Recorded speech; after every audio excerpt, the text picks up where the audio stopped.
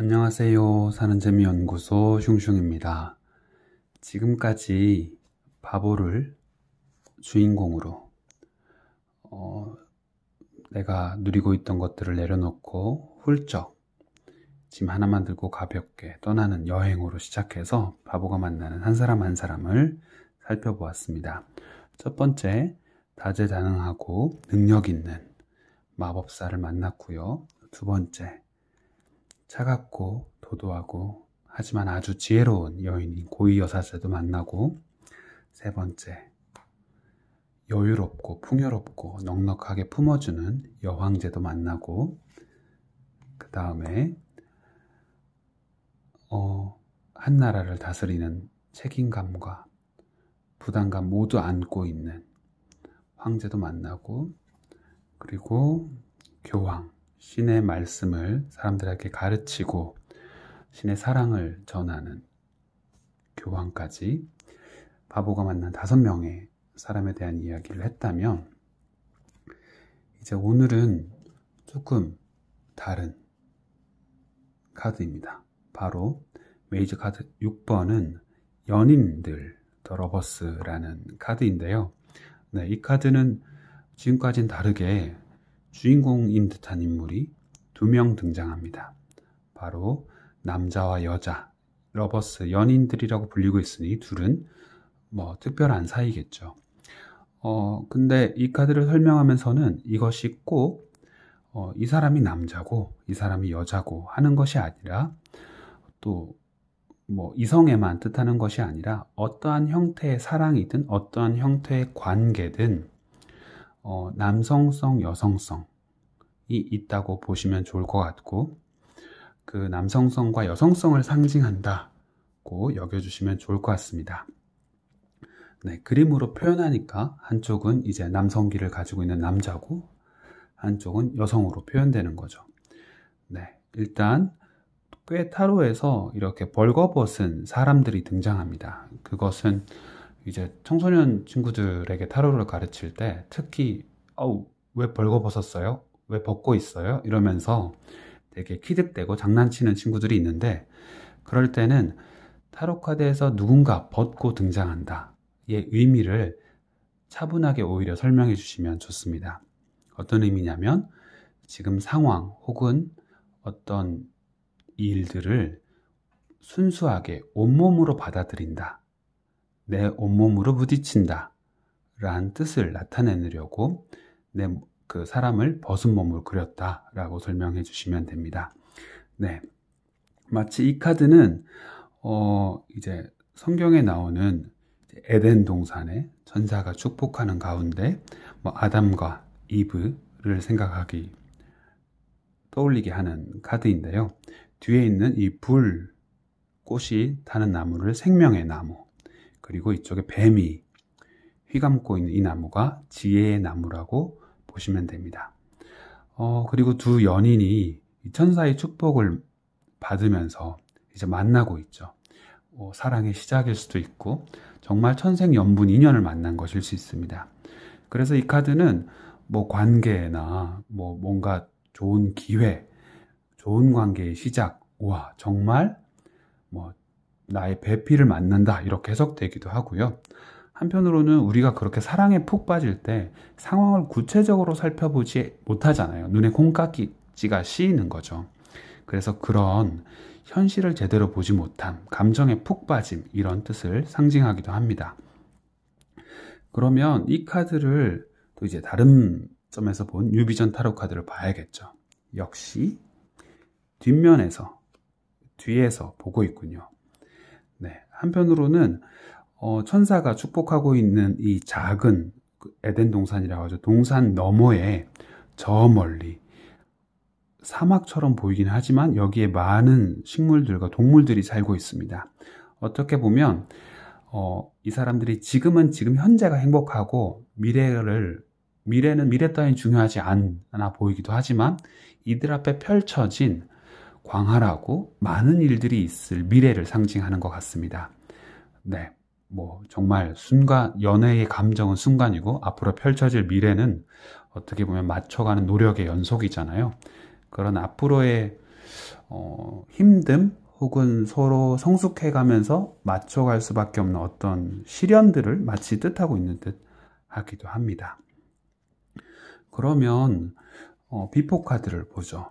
네, 둘이 연인처럼 만나기 직전에는 어떤 상황이었는지, 어떻게 보면 여전히 천사가 축복하고 있는 건 같으나 이제 누워있는 여성에게 남성이 손을 내밀어서 함께하지 않을래? 라고 마치 부탁하는 것처럼 보입니다. 어느 쪽이든 이 생명나무, 불꽃이나 의지나 좀 더 활활 타오르는 쪽이 권하기 마련이죠. 그리고 지혜로운 쪽이 신중하고 조심스럽기 마련입니다. 이렇게 우리 함께하지 않을래? 라고 권하는 모습으로 보이고요. 이런 권함을 받아들여서 이렇게 둘은 연인이 된 거겠죠. 하지만 뒤에 애프터 타로 카드에 보면 이야기가 좀 흥미진진해집니다. 네. 왜냐하면 성경 구절에처럼 이브가 선악을 알게 하는 지혜의 열매인 선악과를 이 아담에게 주면서 이들이 자기들이 벗은 사실, 현실의 비루함 혹은 추악함 혹은 욕심들에 대해 눈을 뜨게 돼서 에덴 동산에서 쫓겨나게 되고, 천사는 그 쫓겨남을 갈등의 시작, 뭔가 이제부터는 순진한 사랑이 아니라 앞으로 일어나게 될 어떤 고통을 암시하는 칼을 빼들고 있습니다. 하지만 이렇게 시작은 불타오르게 시작했지만 진실, 현실을 알고 이렇게 둘이 어떻게 보면 비루하지만 옷을 지어 입어야 되고 자식도 먹여 살려야 되고 하는 비루하지만 받아들여야 되는 현실로 손을 잡고 나아가는 것이 사랑의 시작과 그 이후에 성숙하는 과정이라고 암시하는 듯 합니다. 이제 7번 카드, 전차 카드를 볼 차례인데요. 저는 전차 카드를 밀어붙이는 힘이라는 키워드로 요약하기도 하고요. 한편으로는 전차를 타고 전쟁터에 나가는 혹은 전쟁에 승리하고 돌아온 왕자, 대장군을 뜻한다고 늘 설명드립니다. 역사 중 인물로 하면 알렉산더 대왕쯤이 되겠네요.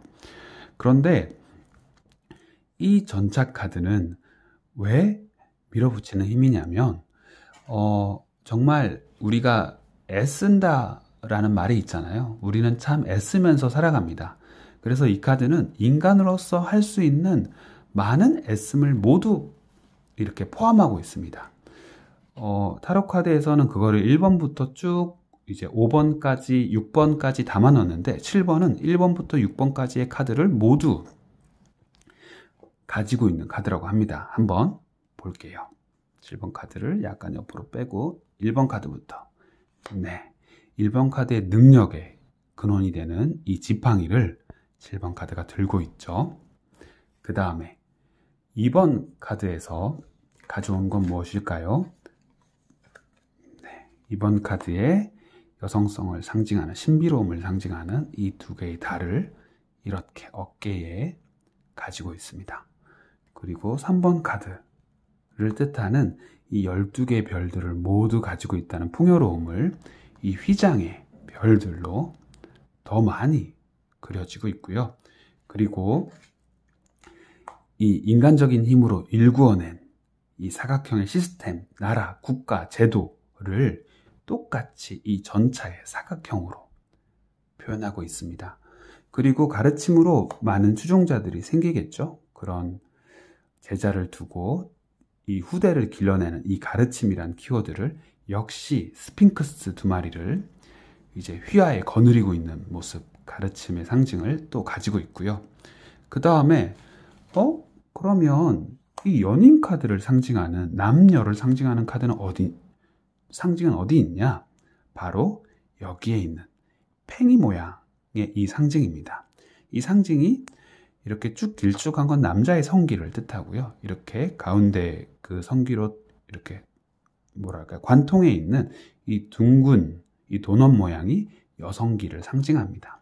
그래서 7번 카드는 1번부터 6번까지 인간적인 힘들, 사랑들, 풍요로움들, 지혜들, 가르침들, 국가나 제도를 만들어낸 시스템들을 모두 포함하는 인간적인 힘으로 밀어붙이는 모든 것에 대한 이야기를 하고 있습니다. 그러니까 우리가 인간적인 힘으로 여러 가지 애쓰다 보면 뭐가 생기나요? 갈등이 생깁니다.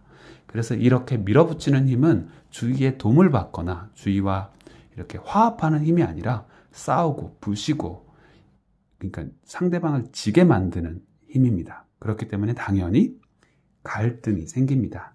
뉴비전 카드에서는 그 갈등을 극단적으로 전투에서 이긴 다음에 패전국의 노예를 이렇게 끌고 다닙니다. 얼마나 이 노예들은 치욕스럽고 한이 쌓이겠어요. 그래서 지금은 승승장구하고 있지만 나중에 힘이 약해졌을 때 이 노예들에게 이 장군은 칼 맞을 수도 있습니다. 그래서 이 카드가 나오면 밀어붙이는 힘은 강력하시지만 주위의 도움은 받기 어렵다, 혹은 주위와 갈등이 많으실 수도 있겠다 라는 얘기를 하게 되는 거죠. 그 다음에 비포 카드에서는 이제 이 전차에 오르고 있는 모습을 보여주고 있습니다. 뭐 더 설명할 것 없겠죠. 그 다음에 역시 애프터 타로 카드에서도 역시 다음 전쟁을 이제 향해서 또 이제 전차를 끌고 이제 가는 거죠. 갈등과 밀어붙이는 힘은 끝이 없습니다. 욕심도 끝이 없고 해야 될 것도 끝이 없고, 우리가 이런 성취에 목적을 둔다면 끊임없이 성취하다가 인생을 보내야 할 겁니다. 그리고 어느샌가 그렇게 성취할 힘이 없을 때 성취하느라고 피해를 끼치거나 원한을 산 누군가에게 칼을 맞을 수도 있고, 더 이상 성취할 수 없이 스스로가 연약해졌을 때 너무나 초라함을 느끼고 허무함을 느낄 수도 있을 것 같습니다.